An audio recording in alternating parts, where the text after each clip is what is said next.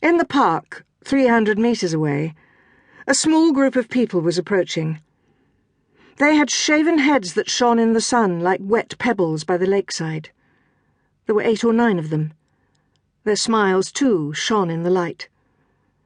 It was their clothing that seemed most extraordinary.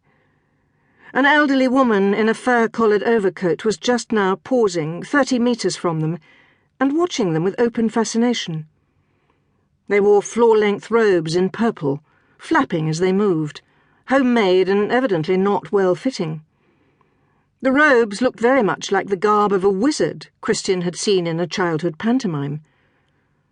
The tallest of the group, a man in his late 20s or early 30s, wore also a metal collar, like a pewter platter, with the middle excised. The group surged around him. Their combined movement was uniform, rippling, wave-like, and unnervingly joyous. Christian felt that if he left the house and went towards this group, he would be brought in. He would experience their joy, cut off from the delights and sorrows of the world about him. And yet he did not want to go towards them. The single, jogging up-and-down rhythm of their heads, like a string ensemble approaching a climax, was unnatural and fruitless. What were they doing? They seemed to be going for a walk, but they were pressed together too tightly for that. They might have been a single body. Their smiles and joyous movements suggested that someone in there was talking, but you could not see that they were anything but silent as they walked. They moved to some music, audible only to themselves.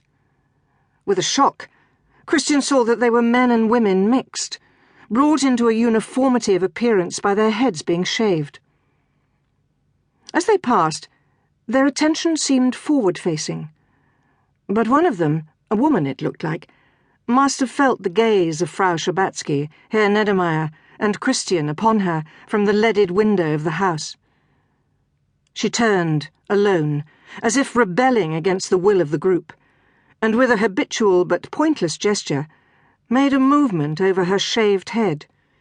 Her wide and empty smile, her mouth was, he could see, too large for her little face, did not alter. He could not see whether she had in fact engaged with his look, or seen the 3 of them through the window at all. He felt ashamed. In a moment, the girl in her loose biblical robe of purple turned away again, and the tightly knit procession, like a performance, moved on, away from them. "They come every day around this time," Frau Schabatsky said. "I couldn't tell you what it is all about. My neighbours are fascinated by it." "I think it is some kind of newly invented religion," Neddermeyer said. "Oh, surely not," Frau Schabatsky said. "At first we believed that it was some sort of advertisement for a children's play, something of that sort. The 7 Noble Wizards, you know, Herr Vogt." "Do you know where they come from?" Christian said. They resumed their seats. Neddermeyer continued to stand at the window entranced. "Yes, indeed," Frau Schabatsky said. "They come from the Bauhaus." "The one at the front," Neddermeyer said. "Did you see? The one at the front, taller and older than the rest. He is actually a member of the teaching staff. I have heard that he has indeed invented a new religion, which he requires his students to follow. We were quite safe up here, but if you come close to them, seeing them by chance in the street, they emit an overpowering scent of garlic. I have heard that one of the tenets of the religion is that nothing else may be eaten, a sort of purge." "Very inconsiderate to the rest of us," Frau Schabatsky said. "If, when I was a student of architecture all those years ago, I had been told that my professor wished me to wear violet robes in public, to shave my head, to eat nothing but garlic, and to follow a new religion of his devising," Neddermeyer started to say. Frau Schabatsky nodded, perhaps embarrassed on behalf of Christian. "Where is Herr Wolf, Herr Neddermeyer?